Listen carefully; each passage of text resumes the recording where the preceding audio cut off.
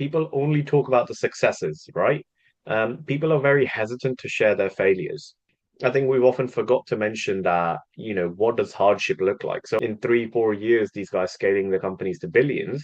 Welcome to Unstoppable Podcast with Harry Sardinas, inspiring conversations with influential millionaires, investors, thought leaders, entrepreneurs who are making a massive difference with their innovative products and services, and sharing the challenges and wisdom of how they sold their first million.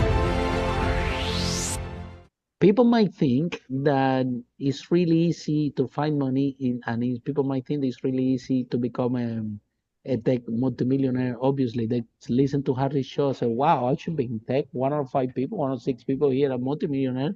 This is the other one, property investor, by the way. Yeah.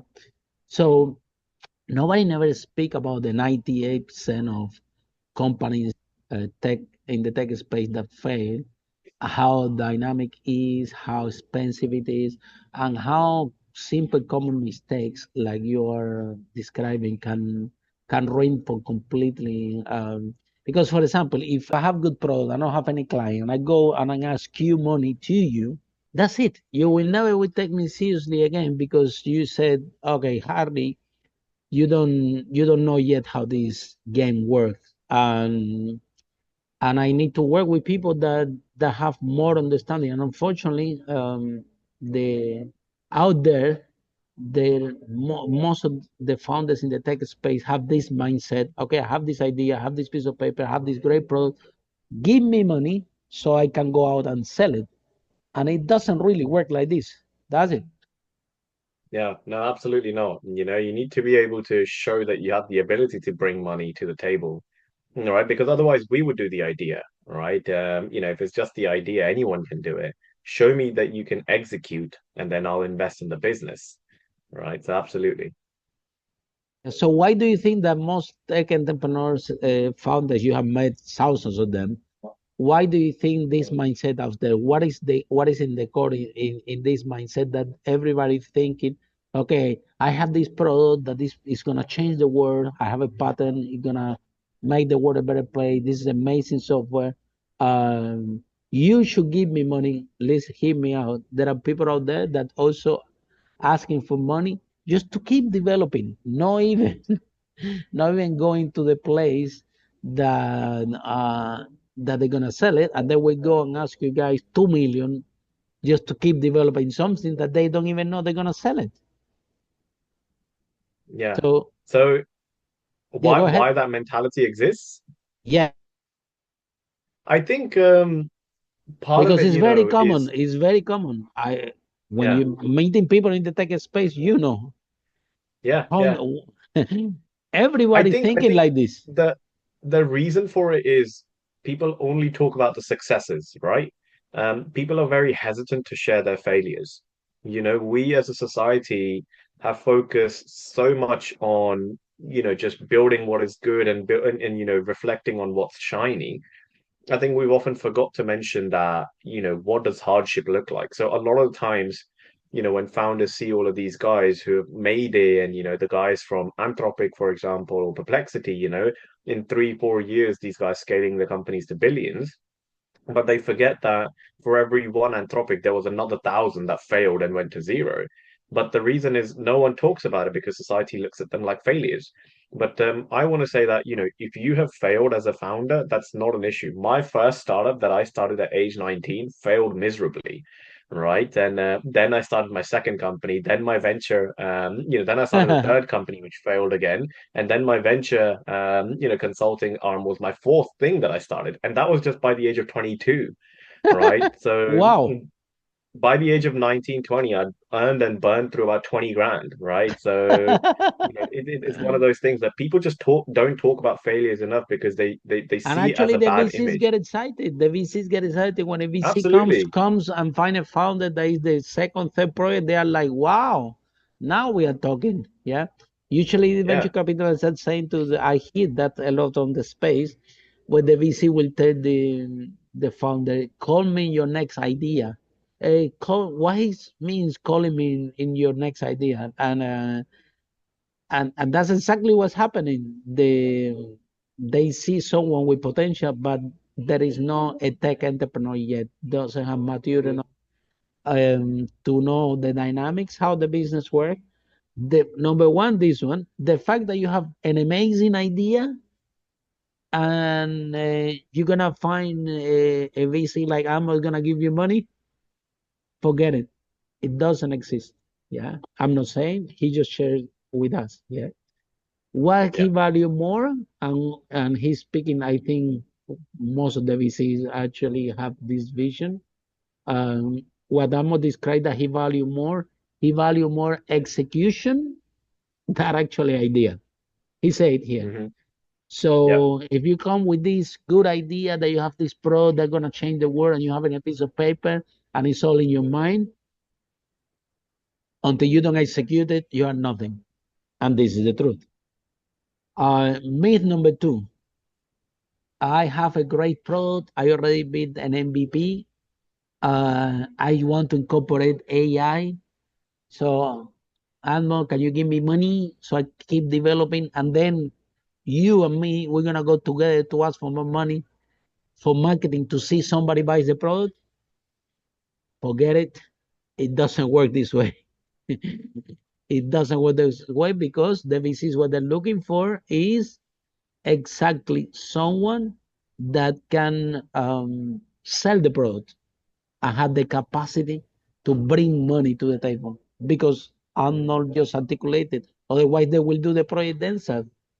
Yeah. What we have to think about VCs, and it's a big misconception because people think that VCs are stupid. Yeah, if you see the founders, oh my God, no, I had this project, I'm gonna do this.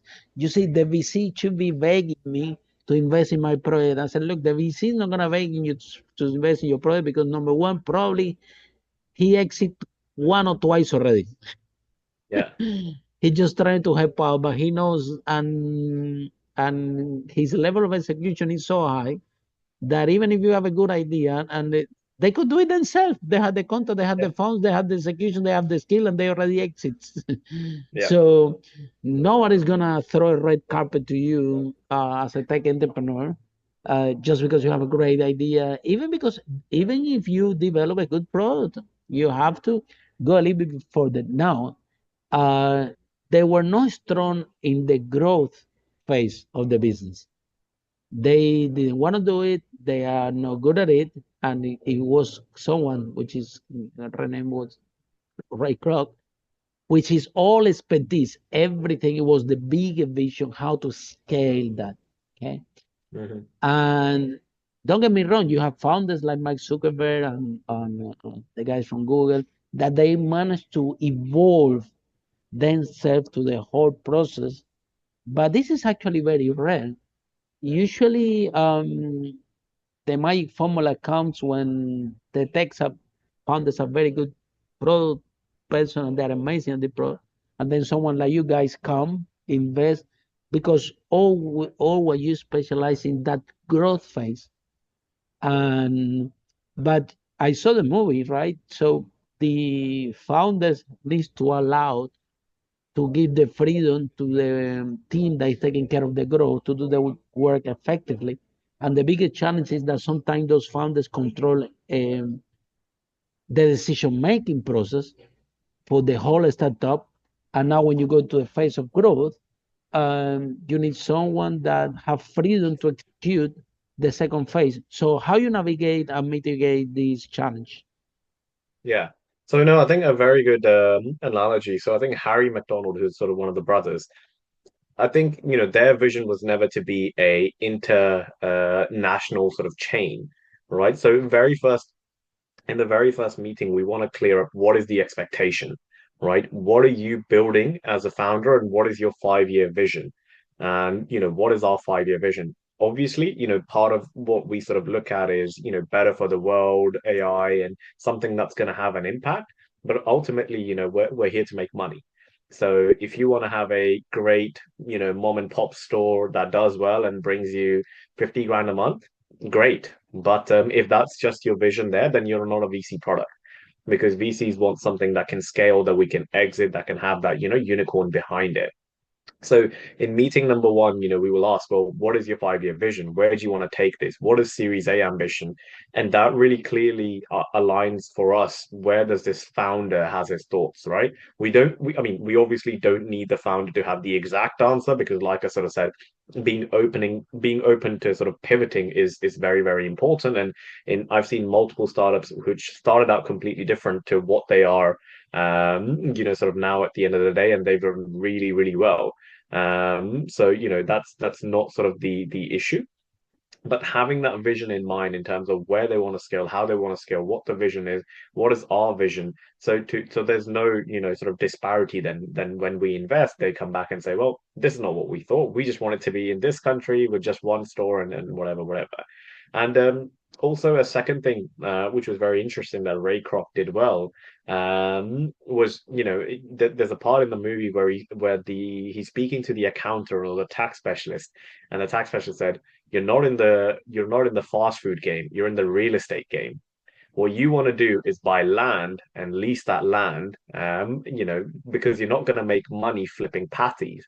So a lot of the times I encourage founders to think bigger, right? Founders are very much like, look, I've solved this problem. And step one, like I sort of said about solutions, great, right? You solved your problem or a local problem. That's where solution number one always thinks of. A founder has come from their corporate job, they've seen a CRM issue or a operation issue, and they want to solve that. But then what is the bigger picture? Right. And in Ray Kroc's terms, Yeah, flipping what patties is not going to business make you a are billionaire. they really in, right? Yeah, And this is what a VC brings to the table. This is what yeah, because they do have experience scaling, and in this growth phase, because the founder you have a product and they have a product, and even if they start to selling that product, because the burgers were selling McDonald's, they didn't really in the phase of growth, they didn't knew what business are they really in? And yeah, this happens a lot in the tech space that somebody develop a product and start to use it as software as a service. So start to to present the product of how they thought that the market will get it. And let me tell you something. This it goes not only for tech entrepreneurs. For out of the 500 millionaires that we interviewed this podcast, I haven't found anybody yet that tell me, Harry, I created this product and my clients bought it exactly like I created. I'm still waiting for someone to tell me this story. It hasn't happened yet. Yeah. So, and in the tech, oh my God, iteration and iteration and yeah. iteration because the client, Well, especially with AI now, right? We're there seeing you the go. growth of open AI, right? If you look at what AI was capable of in 2022 versus just now, 2.5 years forward, there's been such an increase. And especially now that, with DeepSeek coming in play, people think DeepSeek is stronger. It's not a stronger technology. I mean, if you look at the back end of it, the structures that it's built on is not as strong as OpenAI, but what it has done is lowered the barrier to entry because they've been able to do it at almost 10,000 times cheaper. All right. So, the multi-billion dollars that have been spent, 300, I think this year, FANG, so, Facebook, Amazon, Netflix, and Google, they're planning on spending, I think, just close to, and Nvidia, sorry, and Google, they're planning to spend close to about 400 or 500 billion on their AI research. But we saw with the, DeepSeek that they were able to put everything together with just shy of, $10 million. So they've come in and really lowered the market entry. And I think this is really going to heat up the space where a lot of the smaller guys are going to figure out, actually, we don't need billions. Maybe we can do in a million. And that means a lot of people can enter the market because there's only 2,000 billionaires. But I think I think there's a million millionaires or something like that in the world. I don't know the exact number. Um, so I think that's getting more and more interesting. And we saw this, when the initial computer boom happened, right? The first CPU, the first, chip that was created was, probably the size of a whole whiteboard. And now these, 2 terabyte chips, they're like this Absolutely. small. Follow us for more interviews with world's most influential, audacious entrepreneurs that overcame challenges and adversity, providing you with the blueprint of how they sold their first million so you can grow your business exponentially.